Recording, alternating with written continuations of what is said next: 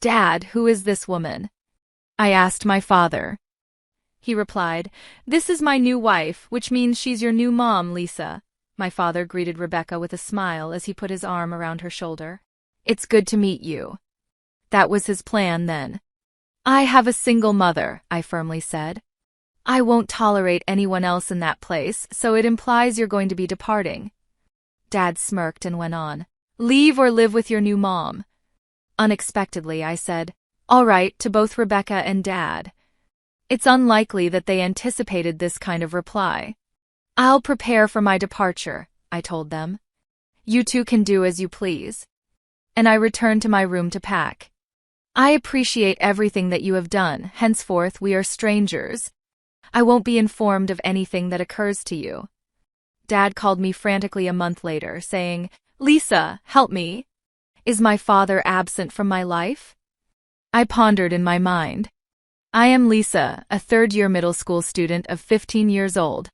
My parents loved and appreciated me since I was their only child. I believed that I was the happiest child alive, but when I was in 6th grade, I found out that wasn't the case. It must be Lisa, am I correct? A flamboyant woman called out to me from the school gate one day while I was in 6th grade. I was unable to reply right away. Soon after starting primary school, a teacher taught me 5 important lessons. Don't go, don't ride, shout, run away, and tell an adult straight away. I immediately committed these to memory since these were the first self-defense techniques we were given. "Well, did I frighten you?" "It's okay, I'm your dad's friend," the buoyantly dressed woman with dazzling blonde hair, arranged in a bun, big sunglasses, and a smile on her face, remarked. However, I was well aware that adults who assure you everything is fine frequently aren't. I'd seen that in dramas when kidnappers use that as justification for kidnapping kids. "Look, Lisa, I can see it's you." The woman produced a similarly showy smartphone after rummaging inside her lavishly adorned bag. Her long, elaborately painted nails left me wondering how she lived with them. She showed me the screen, on which was a picture of me and my parents from when I had my first communion at a church. I was using the kid's phone, and there was the exact same picture set as wallpaper. How was life for this woman? Startled, I found it much harder to reply. "Do you wonder why I own this?" "It's not at all weird." With a happy chuckle, the woman returned the smartphone to her purse. "Rebecca is my name. Could you please ask Mom to give me Dad right away?" That's exactly what Rebecca, the woman, said, and was off and running. I was in the 6th grade and had a hazy understanding of what she was saying, but I had no idea what to do. I came home in a trance, and when I saw Mom's warm face, I made the decision to remain silent.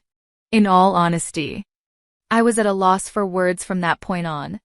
I carried on with my life as usual on the outside since Dad never changed. He was always gorgeous, tall, family-oriented, caring, and hoping to be an actor.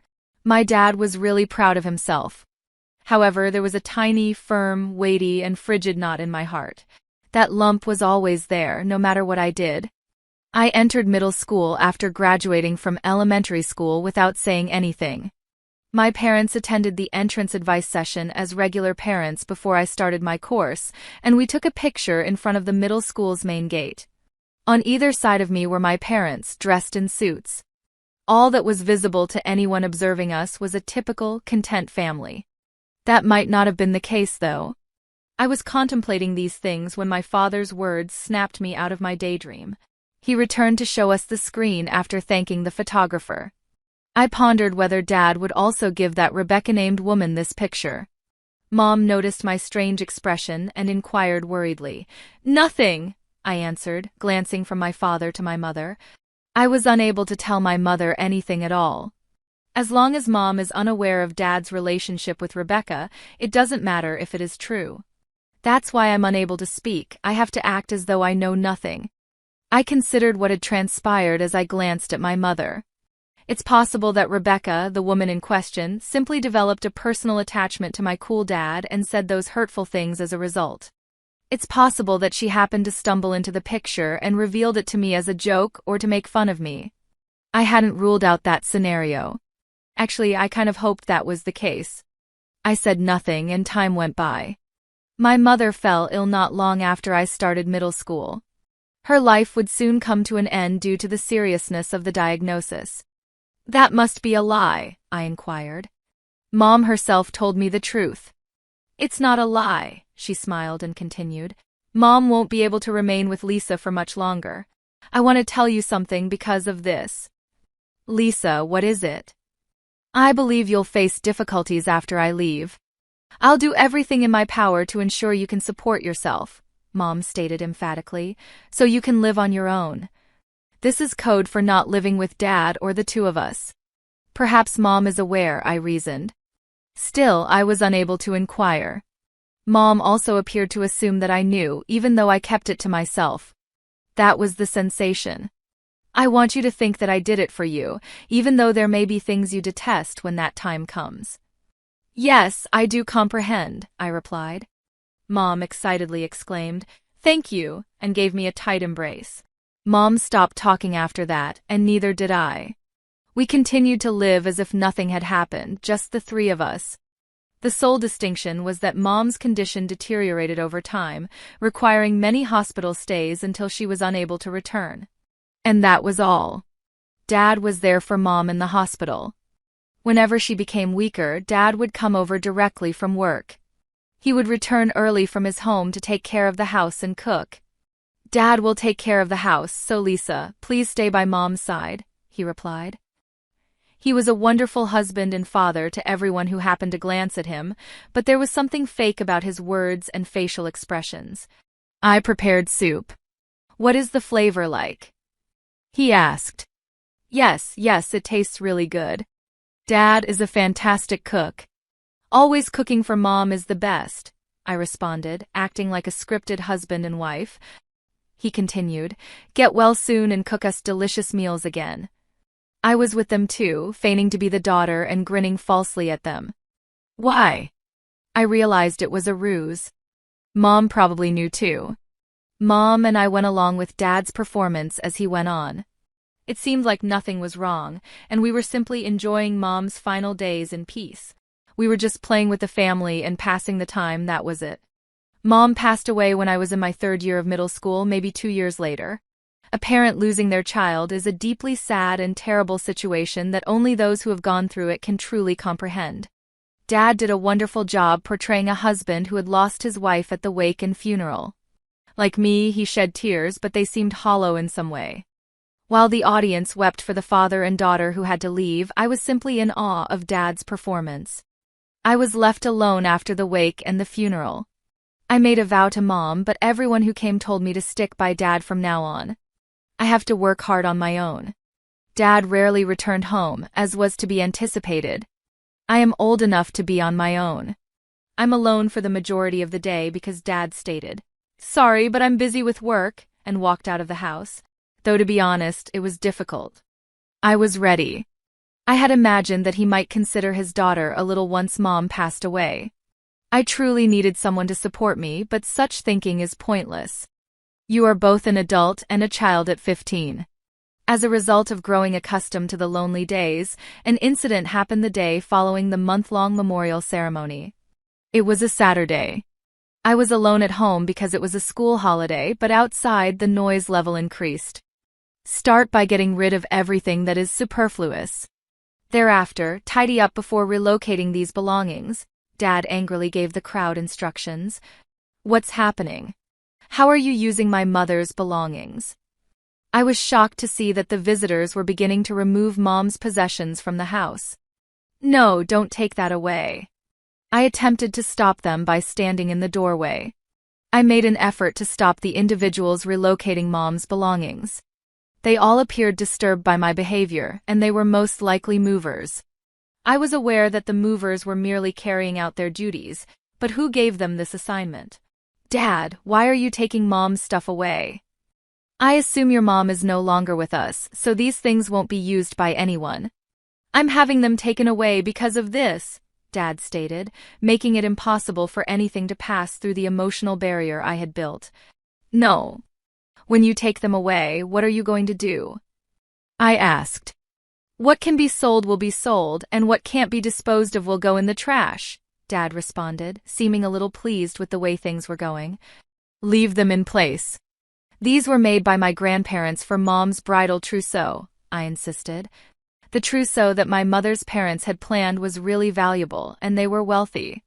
The movers were currently attempting to remove it. My statements seemed to bother the movers as they exchanged glances. When my mother was young, my grandmother fashioned this trousseau for her marriage. They hold great significance, I explained. A voice behind me said, "Wow, that's some amazing stuff." I turned around to see Rebecca. She pushed past me and peered at my mother's trousseau. "I'm not too familiar with it, but is this considered an antique?" "Please return it." "I'll use it," she said. "Hey, put it back." I begged the movers, but they refused to stop. However, Dad did get my mom's stuff back when Rebecca complained. "Dad, who is that person?" I asked, needing confirmation. With a pleasant smile, Dad put his arm around Rebecca's shoulder and declared, "This person is my new wife, meaning your new mom, Lisa." "It's nice to meet you," remarked Rebecca. So that was his purpose then. But I had only one mother, and this person was not acceptable to me. "That implies you're going to be departing, Lisa," Dad smirked. "You remain a child at heart. You can't survive on your own if you don't pay attention to Dad, can you? This is my mother's and my home. Get rid of that woman." "Telling me to go is really cruel," I retorted. Rebecca did nothing except observe. "I don't want this woman inside my house. Observe what she's expressing." "What are we going to do, my love?" she asked, resting on my father, who appeared content. Dad replied with something unbelievable. "Well, if you really hate it that much, you have to leave. Acquire a new mother. Go if you detest it." My casual remark. "All right," astonished both Rebecca and Dad. I doubt they ever anticipated this kind of response. "After that, I'll prepare to go." "You two go about your business," I told Rebecca and the shocked Dad. Then I went back to my room to pack. Even though I said pack, not much of anything significant remained in this room. The majority of my possessions had previously been relocated to a certain location. Dad seemed to be unaware of it because he never went into my room. I hastily gathered my everyday essentials and school materials. "I appreciate everything that you have done. We are strangers from now on. I'll be kept in the dark about your fate," I said, turning my back on Rebecca and Dad and leaving the home. I got into the cab that I had called and gave the driver my destination. "Goodbye, Dad." It worked out exactly as Mom had predicted, I whispered to myself in the back seat of the vehicle. My grandparents' house was a big suburban home. When I got there, they tearfully said, "Lisa, you did well," as they held me close. I sobbed as I embraced my grandmother, finally feeling relieved to consider that this was the final outcome. My grandparents expressed their regret, saying, "We were duped the entire time." He was pretending to be the nice husband and father. However, I didn't mind because I already knew. Mom was awake. She gave me everything she could. Because of this, Mom was aware of Dad's affair, and she might have even known that Rebecca had made contact with me. My mother never mentioned anything to me. If she hadn't become ill, I wonder if she would have kept up the facade of a happy married couple with Dad. However, Mom must have made her decision after learning about her illness, considering what would happen to me after she passed away. She promised to exert all of her effort. Household duties were one of those things. Mom and I had been cooking together since I was in elementary school, and I had been assisting her ever since. I was able to prepare most of Mom's recipes. She taught me everything she could in the final year before she died. Therefore, I didn't have any difficulties with that part, even when I was living alone and Dad wasn't home. I could clean and do laundry in that house. After Mom died and Dad never came back, I took care of myself. I owe it all to the lessons I learned from my mother. Another thing Mom did, the consequences of which were later realized. Dad called all the time, a month after I moved out of the house where I grew up. Though I knew he would, I chose to ignore it. If it ended with a single phone call, it wouldn't be enjoyable. I turned off my phone, locked it in my room, left for school, and didn't pick it up right away when I got back. I didn't pick it up until after I had taken a bath and it was time to go to bed. There could have been up to 300 missed calls. When I looked through the call record, my phone was ringing in front of me. It was silent, but the screen illuminated to let me know. Perhaps it's time for me to finally answer the phone. Silently, I said, "Hello. Why didn't you respond earlier, Lisa? How many times have I called? Do you think you know?" I immediately received a yell. How rude, I thought, and remained silent. "Greetings, Lisa. How come you're not answering?" I said nothing. "It's Dad, Lisa. Have you remembered to listen to my voice?" I wished I could forget, but unfortunately I remembered. I sighed. "Lisa, help me. I don't have a father, do I?" I replied. Dad paused for a while and then continued, "This is me, your dad. I'm in serious trouble. Are you unable to assist? Lisa wouldn't be the type of daughter to desert her parents, is she?" His alluring tone made me uncomfortable. "As I already stated, I am fatherless. The number you have must be incorrect. Kindly have a look at it," I said. I hung up and switched off my phone. That way I wouldn't have to listen to the man who used to be my father's voice. Ever again, I'm going to stop using this phone soon. Maybe because I stopped responding, Dad and Rebecca arrived at my grandparents' house the following day. "Let me check on Lisa. She must have been impacted by you. Send her back immediately." "That's correct. Lisa, please come back home. I'm a young, attractive mother who has come to get you. I'll forgive you right now. Return to that residence, and then you are free to leave," Rebecca added. Dad and Rebecca were expelled for visiting my grandparents' home. As I am the owner of that house, Mom gave me ownership of the house and other possessions before she passed away. I had the authority. My mom received the house as a present from her grandparents upon her marriage. Knowing that she was sick, Mom took swift action. She gave me ownership of the house, and she paid the inheritance tax correctly, of course, but she kept Dad in the dark. Dad must have worried because he believed he had ownership rights to the house and that Mom's estate belonged to him. I requested that my guardian, a lawyer, give Dad a notice of eviction. That's when he realized the truth and contacted me in a panic. He was given a notice to leave within a month or face legal action from me. It was written understandably. Simultaneously, I instructed the attorney to document that every piece of furniture in the house was mine and that if anything was destroyed, I would demand payment. Before I left, I had taken pictures of every household object. I recall the movers being really brutal with everything. Rebecca might have done some harm as well. Repairing such exquisite, one-of-a-kind furniture crafted by artisans would be quite expensive. I hope there isn't any harm. Dad sent me a counter notice a few days after my original notification was sent. It included Mom's will, which specified that Dad would inherit the entirety of her estate. It looked like something Mom had written before. It required that my grandparents immediately transfer all of Mom's estate to Dad under the terms of the will. It demanded my immediate return and accused my grandparents of betraying their priceless granddaughter and ruining the father-daughter bond. We also sent out a notification in response. Unfortunately for him, there is a newer will, thus Mom's is void. The date of the will's creation determines its priority. Since Dad's was created not long after Mom's diagnosis, on the other hand, one was dated the day before her death. When the time came, Mom filled in the dates on her pre-prepared will and gave it to the attorney.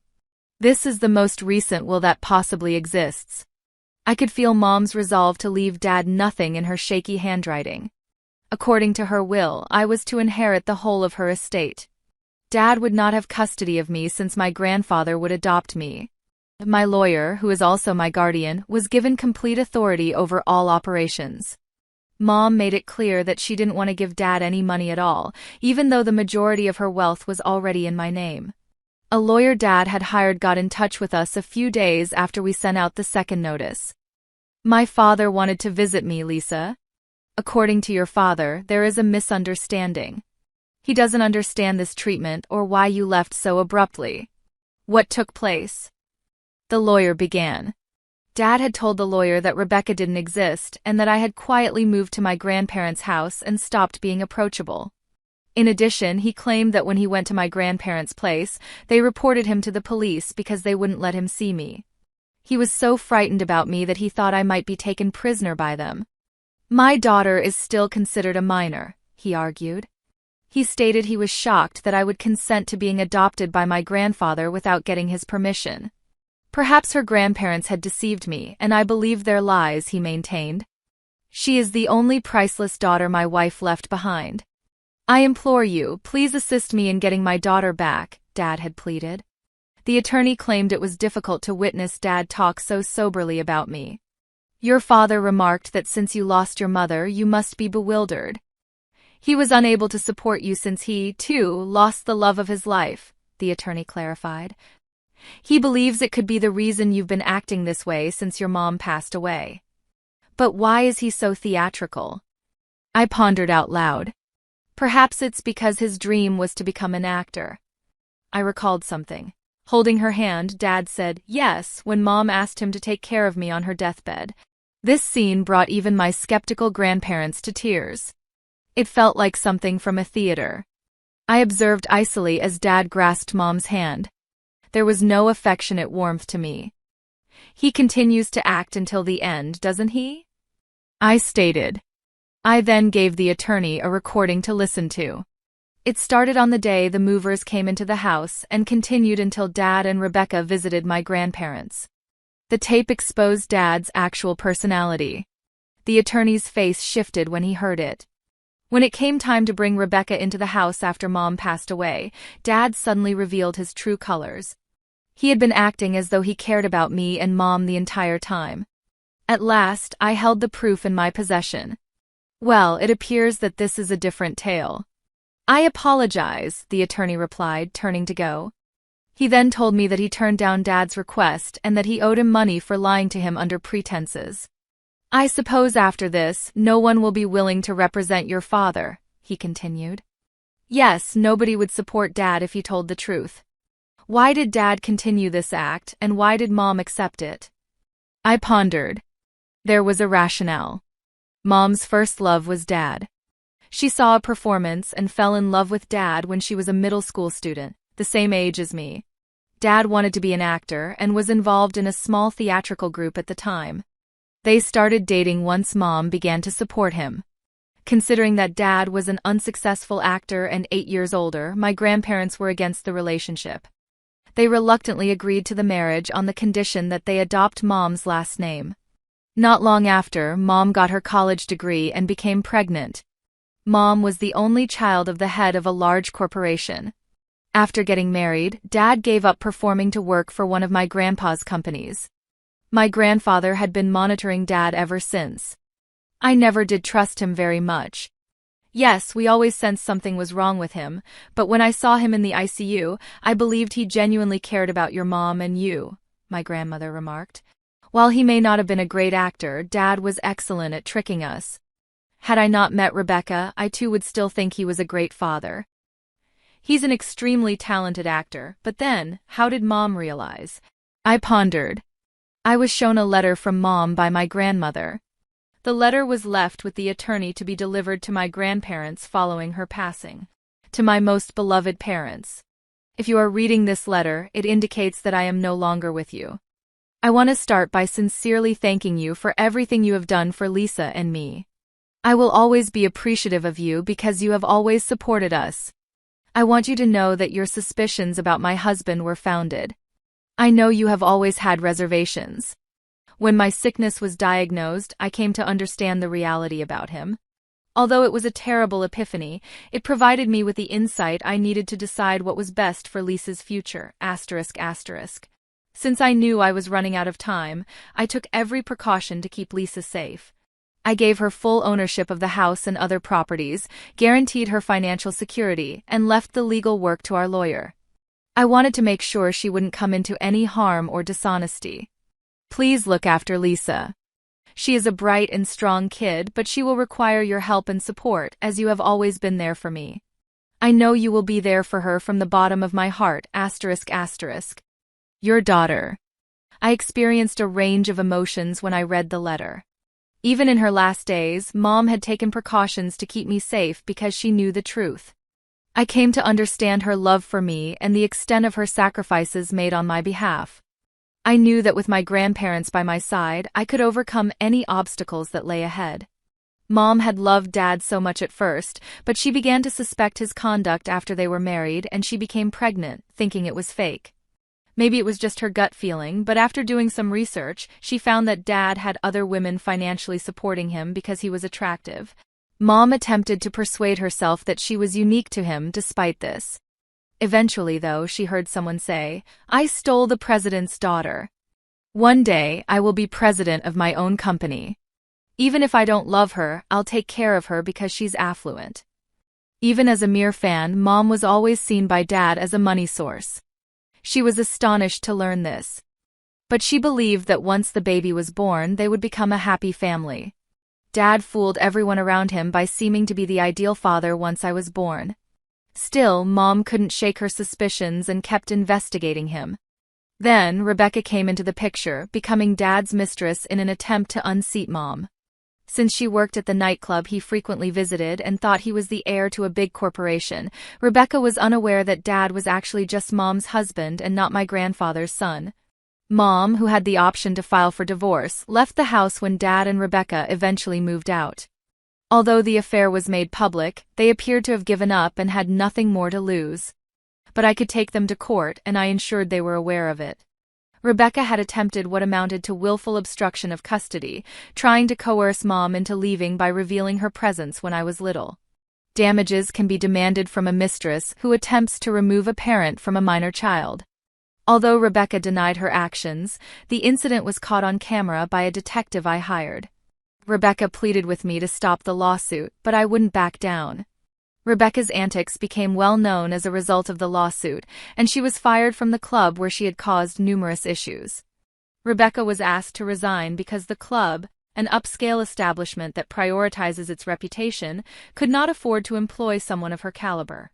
Rebecca made a slander lawsuit threat against me, but I advised her to move forward. I don't think getting sued would concern me in the slightest. Rebecca would probably find it more problematic. She ultimately decided not to sue and left the club. She probably won't be able to work in such upscale establishments in the future. I will not get much money even if I win my lawsuit, which is still pending, but that is not the point. I plan to fight until the very end, and I will not allow them to get away with it. Dad was no longer able to remain at his business. He first gained access thanks to my grandpa's connections, and since he was anticipated to succeed his father-in-law in the end as the son-in-law, no one could ever criticize him for anything he did. But with this incident, being ejected from the house by his own daughter and having his long-term romance with Rebecca exposed, his true character became clear to all. As it happens, he wasn't all that skilled at his profession in the first place. He was a clever individual, but he was just good at acting, even though he could always put on a competent front. The truth was that he was useless, and everyone eventually discovered this. Strangely, Dad didn't become a successful actor despite his skill at acting. More than just talent is needed in the entertainment world. Maybe true stars have something that Dad didn't have, an aura. Anyway, everyone around him finally let out all their long-stowed complaints as they saw his actual personality. He was shunned not only by his peers but also by his clientele, who now treated him with contempt. His former admirers among the female staff now regarded him with disdain. After attempting to maintain a low profile for a while, he left the company because the circumstances became too intolerable. He and Rebecca are said to be living in a small flat now. He's called me a few times in the past, but now that we are strangers, I despise them. I'm not obligated to assist him. As expected, Rebecca damaged Mom's bridal tiara, and when I sought payment they complied, presumably believing they couldn't afford to file a case again. They may have spent their savings or Dad's severance pay. They may even owe money, but that's not my problem. As I already stated, it's up to them both going forward. I am now legally my grandfather's adopted child, even though this only affects our legal relationship and not my name or anything else. I'll be studying overseas after high school, getting ready to carry on my grandfather's tradition. I still cry when I think of Mom, but I can't grieve indefinitely. Losing Mom was a sad and lonely experience. She must have known that the day would come when I would need to study multiple languages to ensure that I wouldn't have any trouble with them. She truly instilled in me the ability to live independently wherever I go. This is something I really feel. I want to live up to Mom's expectations. I'm just now beginning to move toward a bright future for myself. I'm hoping to experience a variety of things overseas and meet someone who truly loves me.